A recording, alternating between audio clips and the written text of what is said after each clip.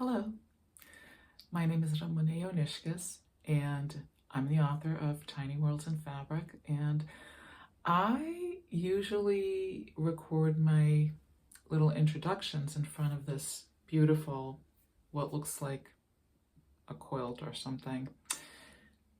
Actually, it's not a quilt, it's actually a shower curtain, and I wanted to show it to you. I'm in my bathroom. And I just think this is a beautiful backdrop. And I needed a shower curtain and I couldn't really find one that I liked. So I thought, you know what? I think I'm gonna make a shower curtain. So what I did is I measured a regular shower curtain that you would use to get the size, and then I added some details that I thought looked really pretty, and actually every time I look at it I think, boy, I really love the shower curtain. So I just wanted to show you some of those.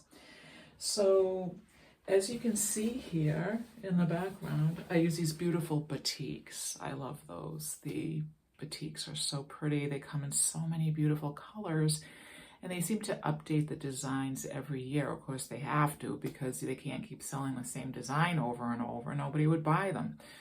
So these are the ones I had, and as I shared in another video, I always try to use a color wheel theory when I pick out my colors. So on this, I did these dividing lines using a red, because it's not quite a red, it's like a crimson, but because these are primarily bluish, greenish colors, the color across on the color wheel, diagonally across, would be red. So that's why that looks so pretty in there.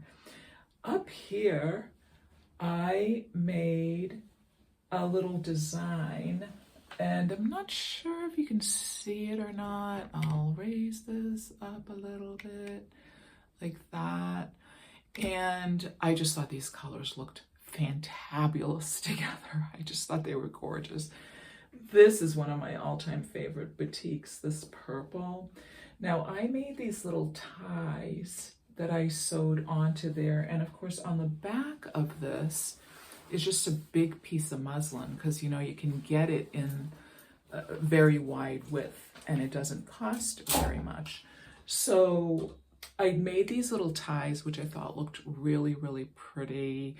It was a lot of extra work, you know, instead of just making loops, but I really wanted to do it. So you can kind of see I did these triangles for a design on that, and I thought those looked really pretty. I actually got the idea for that from a little pattern that I bought that was for a turtle, and it was kind of like you put the patterns together like that. It wasn't exactly like this, but that's where I got the idea for that. So now I want to show you the bottom of the curtain, because it's really pretty too. And when I'm in the bathroom, I always look at the bottom of it and I think, oh, that's so pretty, the way these colors come together. So here are the colors on the bottom. Now you can see I have the navy blue at the very bottom, and that's a perfect complement for the orange. And the orange, I used that triangular pattern. As you can see, I used a beautiful purple. Now, the blue looks great with the orange because that's across from it on the color wheel. And the purples look great with that orange because those are also across from each other on the color wheel. Purple and yellow are complements.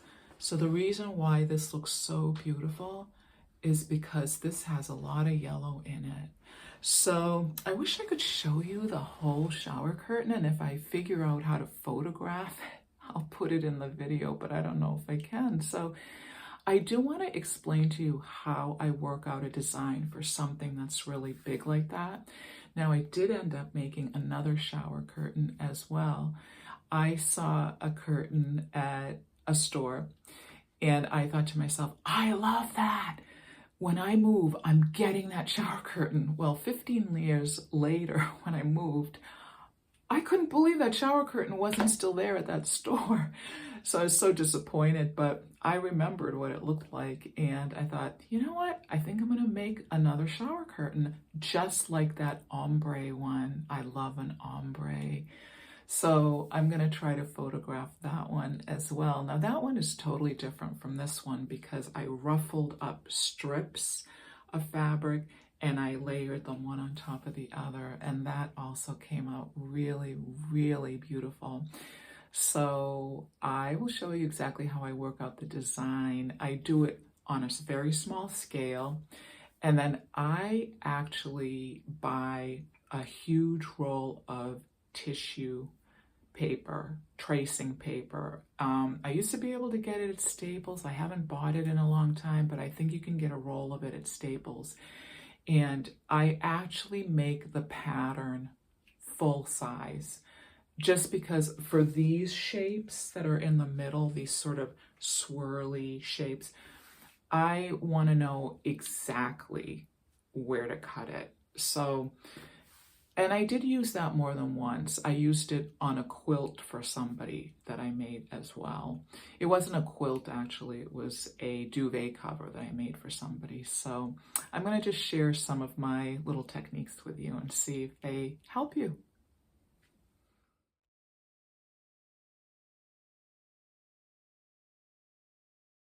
When I'm working out a design, I start out by doing small sketches like this in a sketch pad.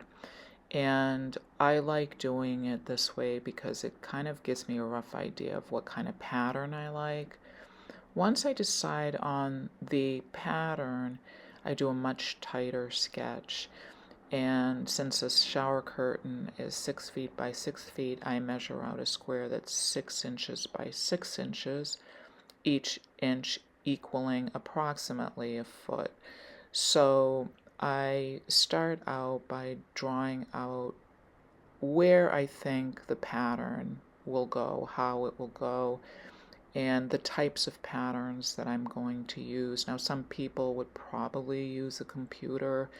I personally don't really enjoy working on a computer, so especially not for creative things. So I would always just do it like this on a piece of paper, and probably I would even put in the colors with a colored pencil just to give myself an idea of what types of colors I will use. So I'm roughing in a tighter way the design for that shower curtain and putting in the triangular pattern at the top and the bottom just to see how it will look with the other shapes that I plan to use or the other patterns that I plan to use. And it's kind of a rough, tight sketch. So now for that middle panel, I love the way it came out on my shower curtain. I know that I wanted to use 9 panels, and I used 3 different patterned fabrics. I used the batiks, I used all green type colors, but I used 3 different patterns. So I put in 9 straight lines because I had 9 sections for that middle panel. And then once I put those straight lines in, I put in the wavy lines just to get an idea of how it will look and how I want the shapes to be. And of course I put that crimson binding, which I actually made on the bias for the dividing line. So once I have that worked out, I take my tracing paper and I get the big roll and I open it up and I would tape 2 or 3 pieces, 6-foot long pieces together and draw out my design on that. Well, I just wanted to show off my beautiful ombre shower curtain, which I'm using as a curtain in another room. So It's still attached to the curtain rod, but I draped it over my other shower curtain, and I just wanted to show you how beautifully the colors came together. So I don't know how many, I didn't count how many colors I have, but I went from light to dark to create the ombre effect.